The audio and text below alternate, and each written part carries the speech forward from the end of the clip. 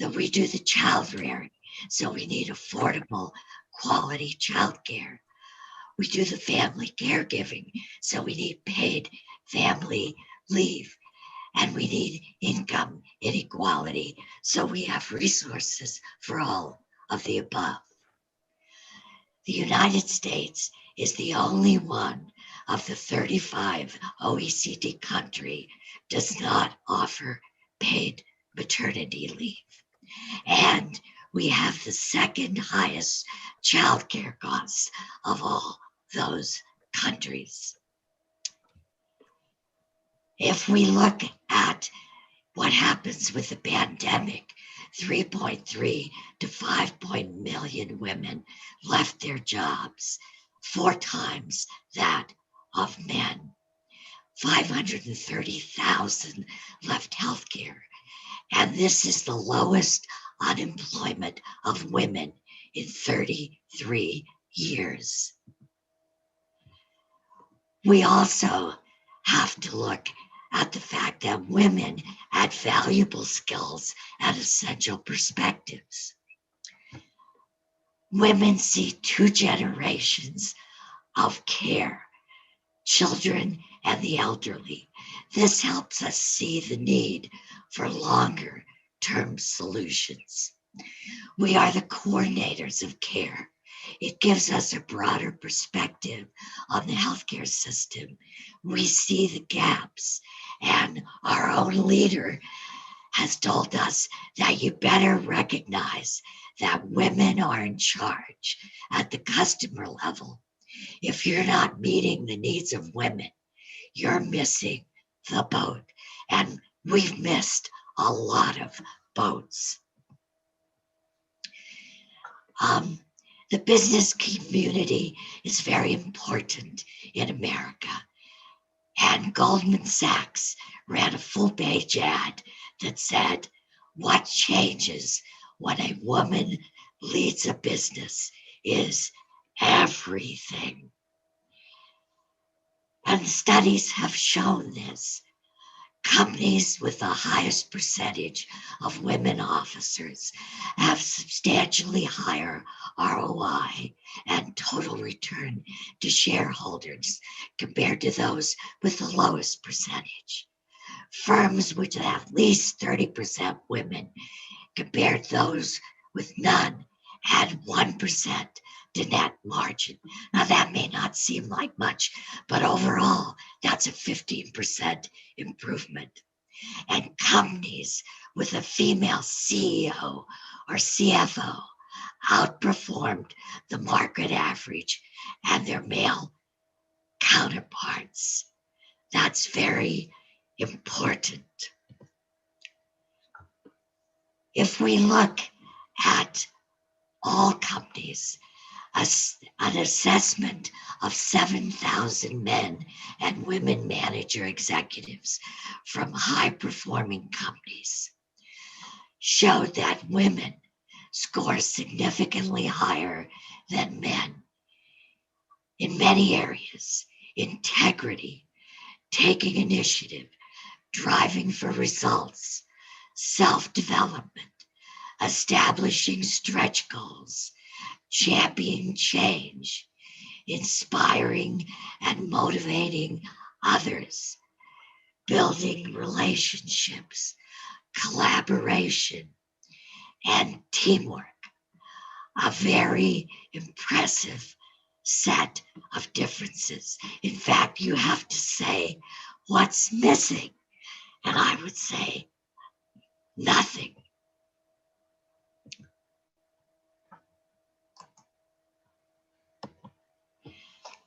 They concluded that women clearly have the advantage in people relationships and communication, and that adding more women to leadership will likely increase the overall effectiveness of the team. One question we have to ask in healthcare is population health better with women healthcare leaders? Well, we don't know the answer completely, but there's a suggestion.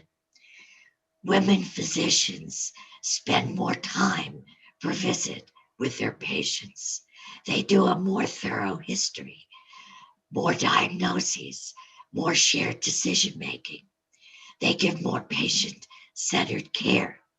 They're more likely to follow evidence based care and provide preventive care.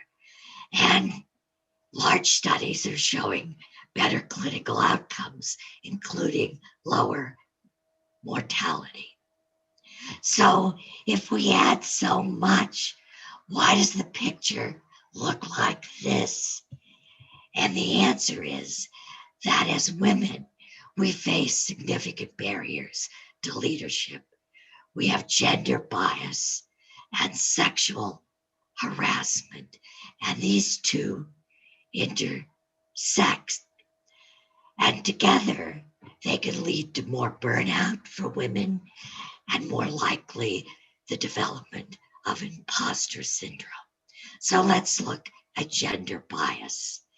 Women experience bias in language about their behavior and appearance, in hiring, in promotion, and pay.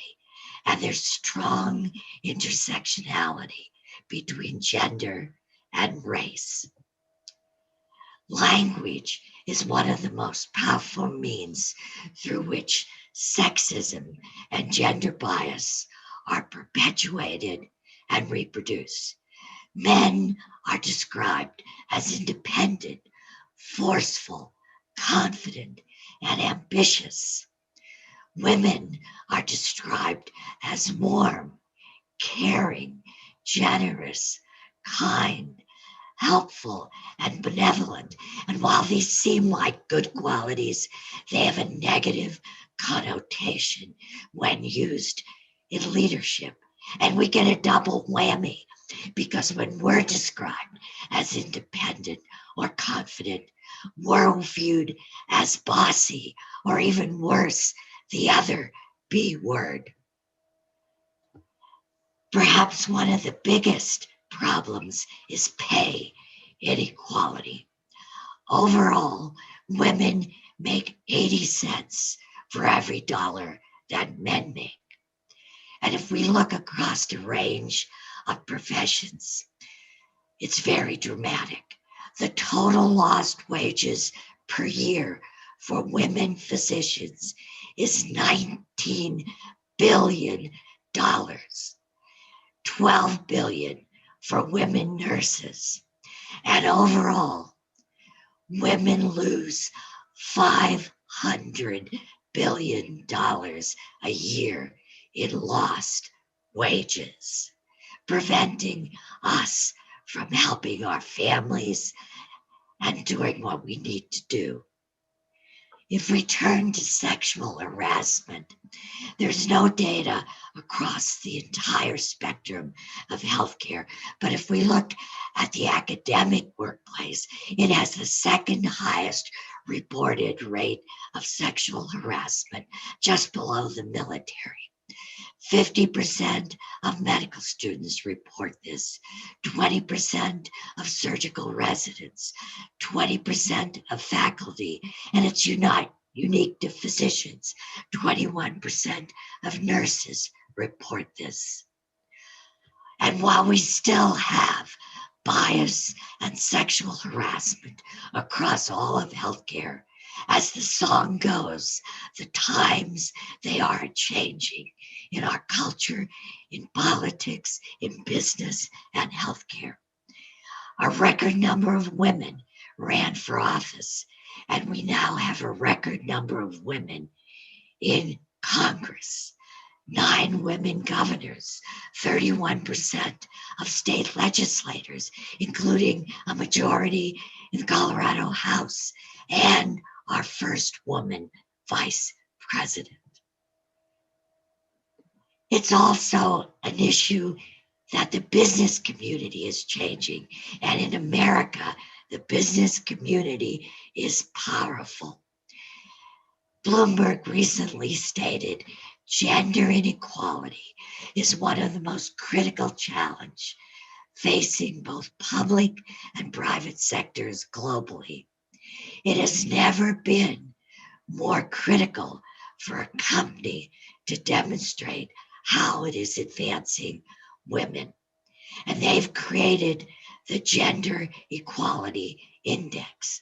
Unfortunately, only 4 of the 350 business members are healthcare companies. What about healthcare itself?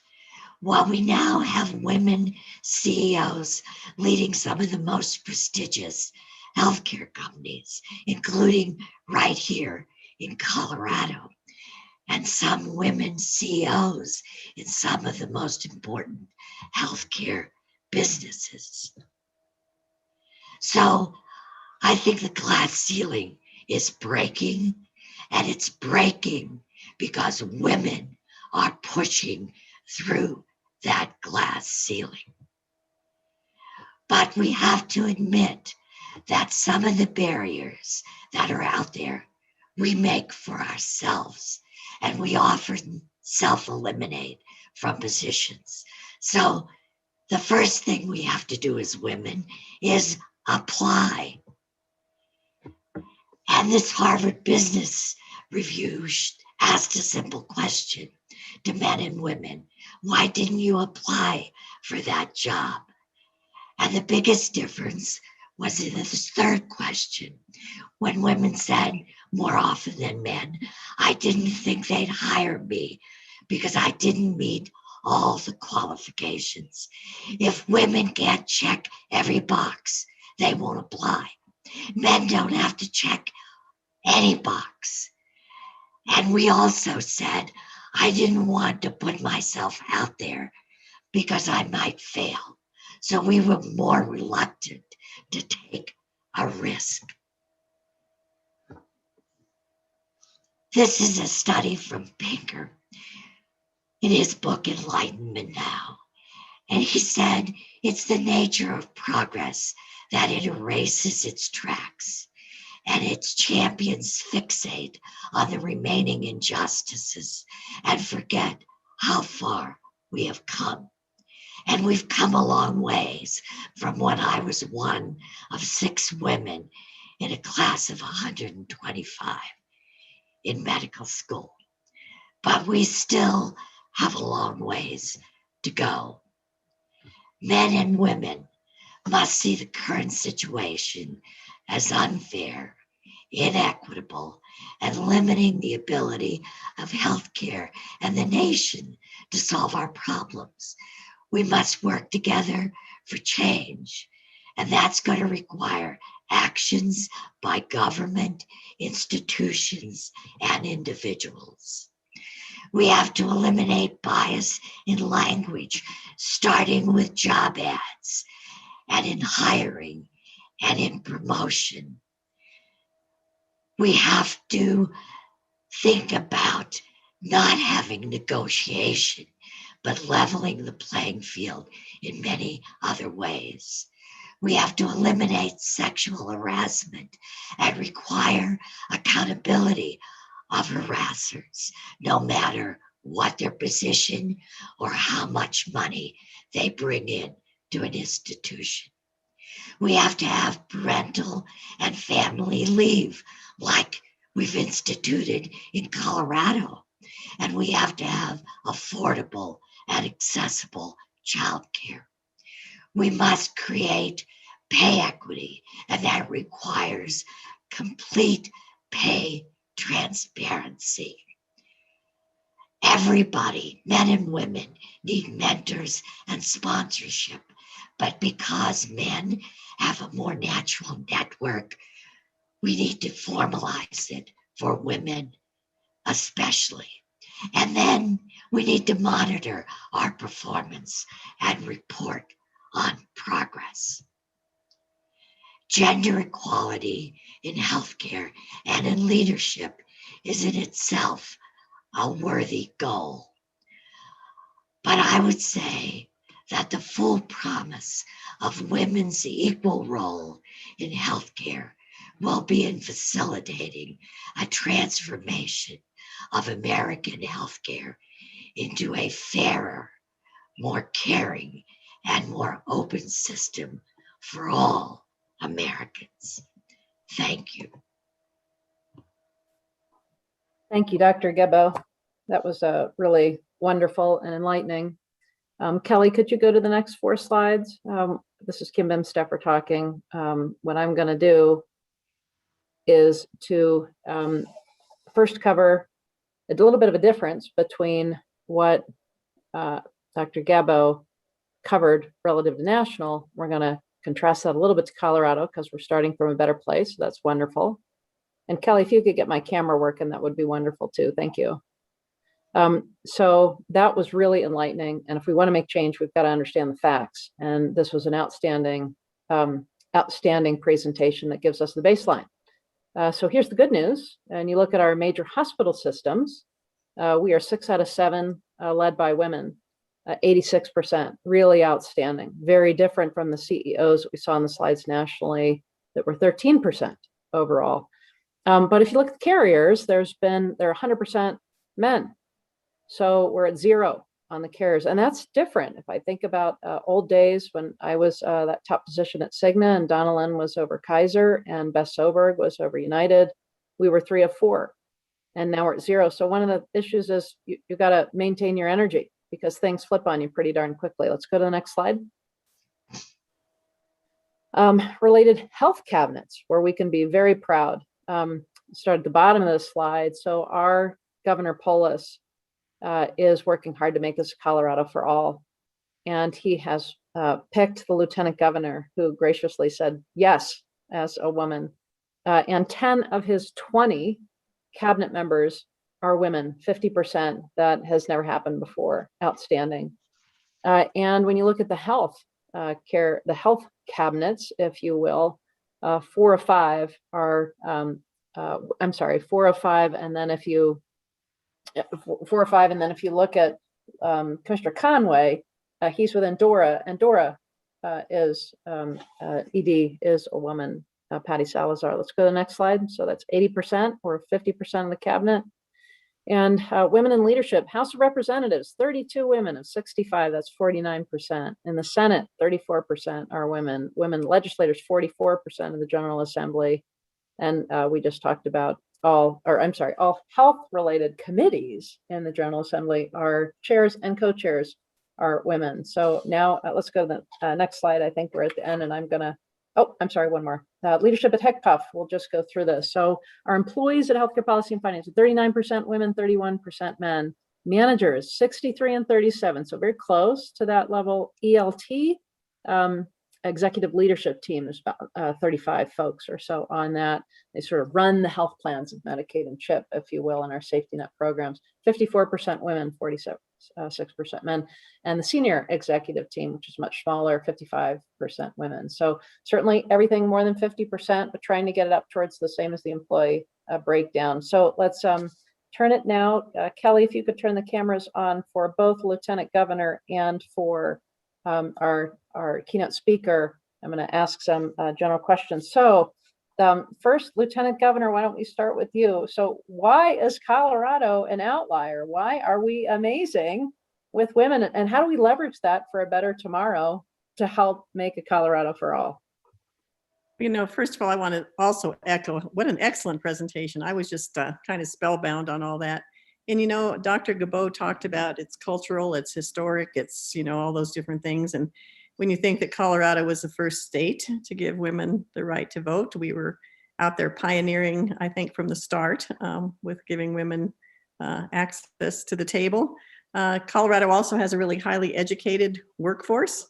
And I think that has made a difference. You know, when I'm a Colorado native, and, you know, when I think back on some of the excellent schools in Colorado, Loretta Heights was a college for women in Colorado that really produced a lot of really wonderful leaders, and the same with Colorado Women's College also produced a lot of really great leaders. And then when I look at the elected officials, you know, I look back to Governor Ritter, who really promoted women, Governor Hickenlooper, Governor Polis, and even though Colorado has led the pack on a lot of these things, we still have never elected a female governor in the state of Colorado, and we still have never elected a female U.S. senator. in the state of Colorado. So we still have a ways to go, but I think, like you said, Kim, we are making progress.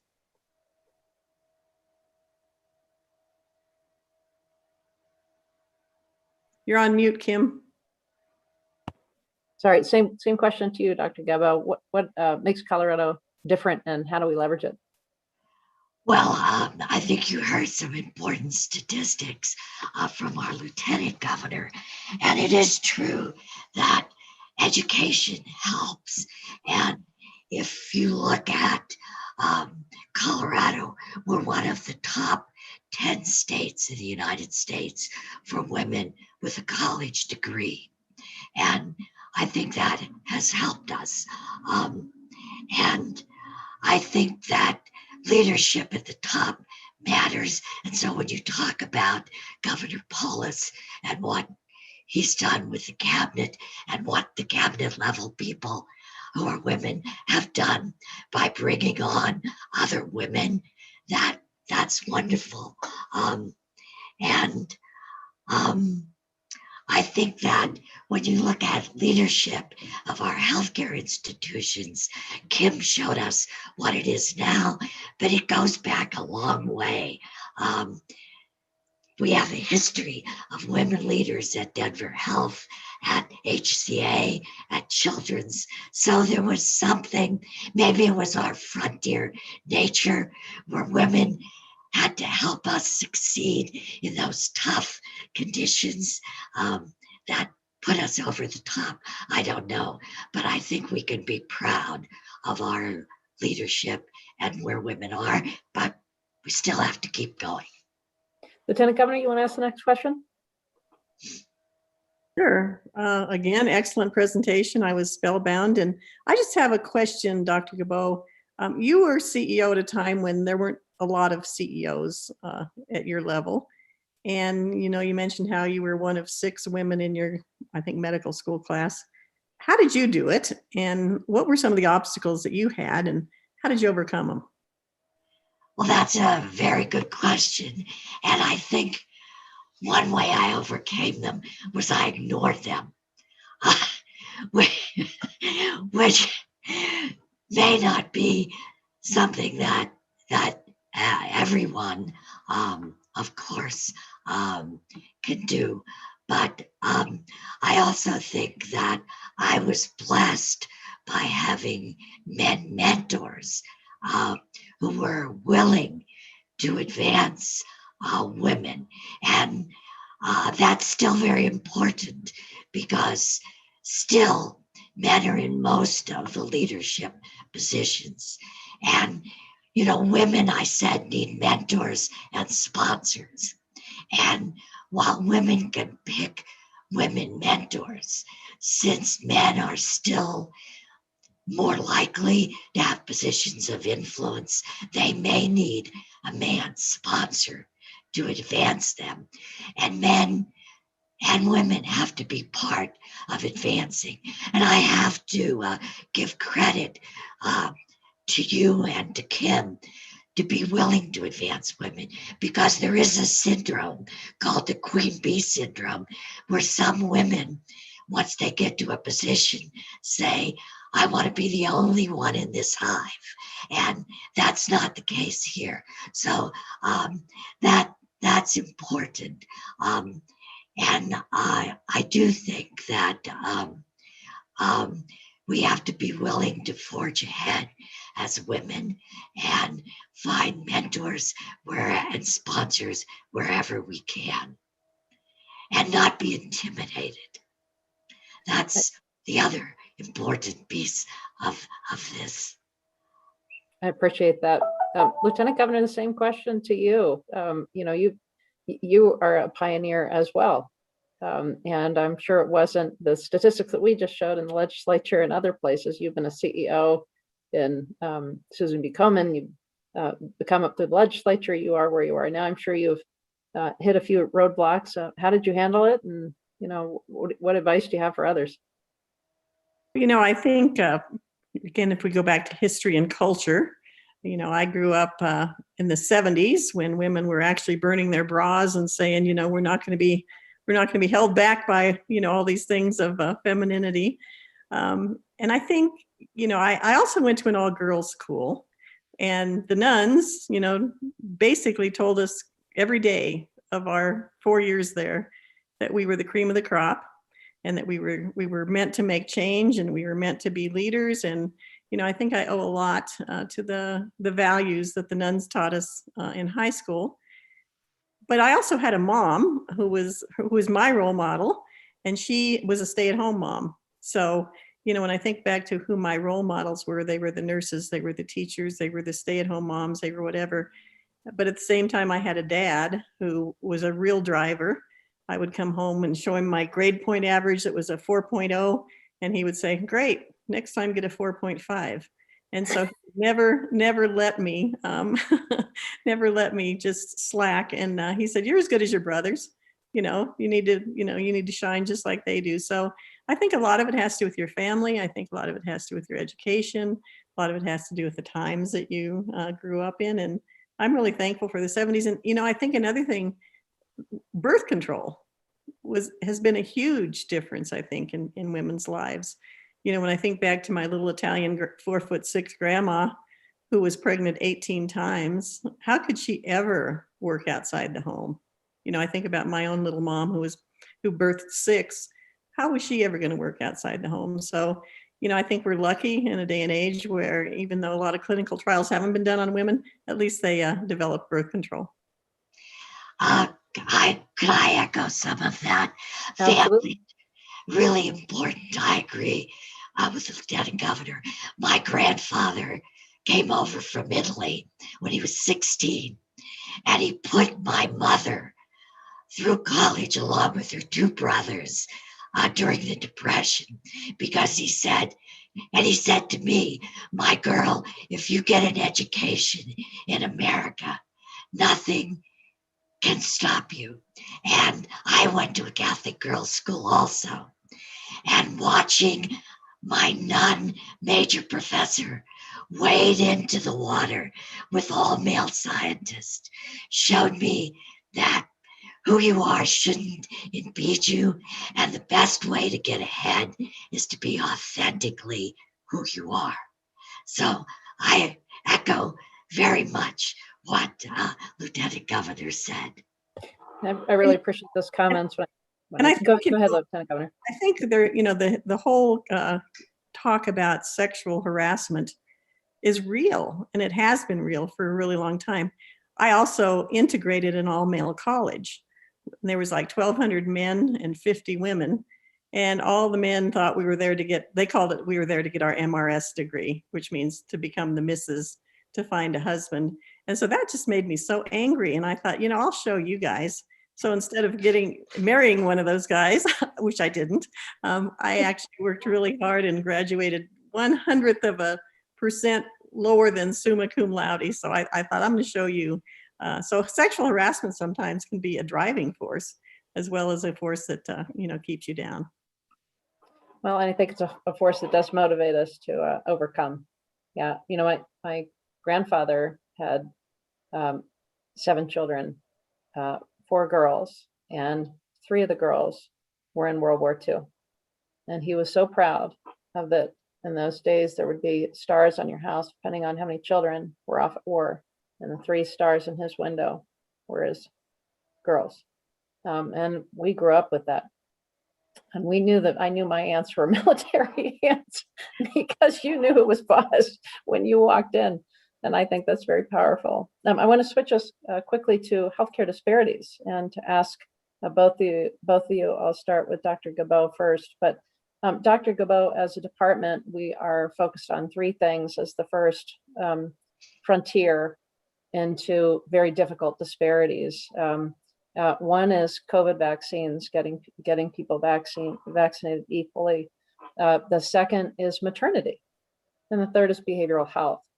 I wondered if you had any comments on those goals, those frontiers that we're tackling right now, and any advice for us to be successful. And Lieutenant Governor, I'm about to ask you the same question.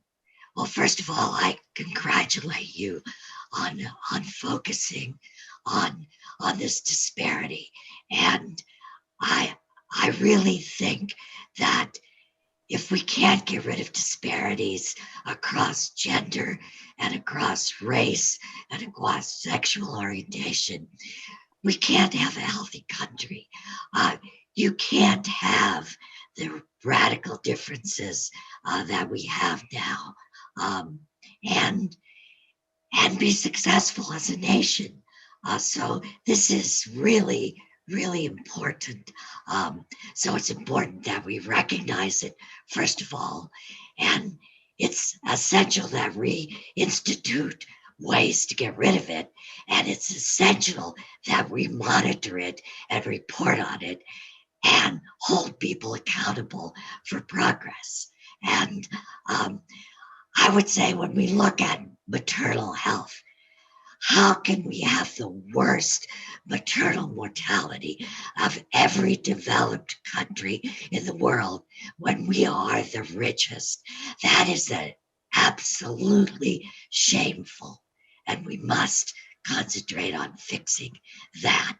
So congratulations on focusing on it. Thank you. Lieutenant Governor?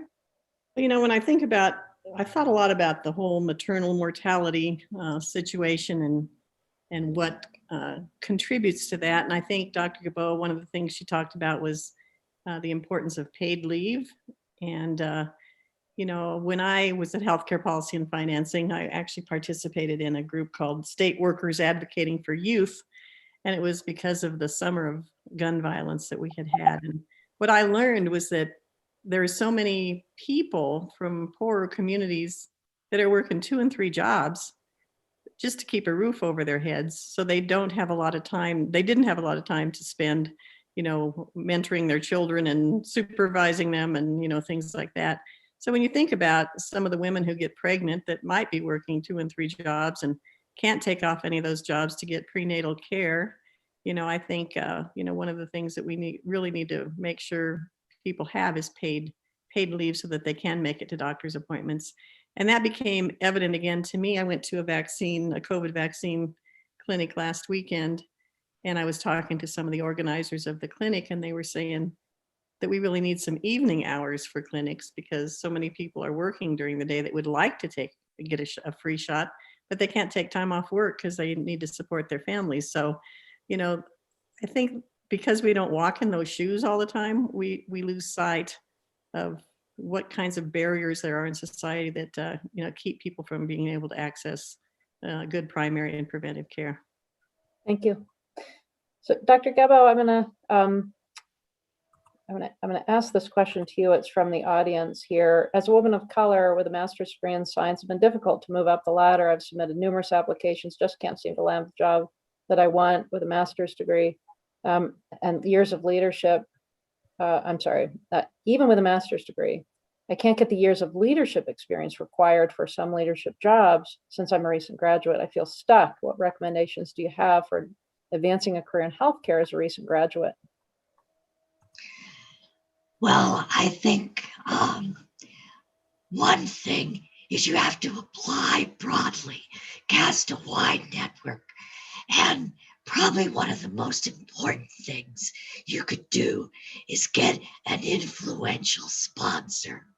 Everybody thinks about mentors, but it's sponsors who open the door for you. And you may need a sponsor who's a man. You may need a sponsor who is not a person of color because they may have more ability right now, given the distribution of leadership, to help you open a door. The other thing I would say is look at those institutions that have a track record of having diversity.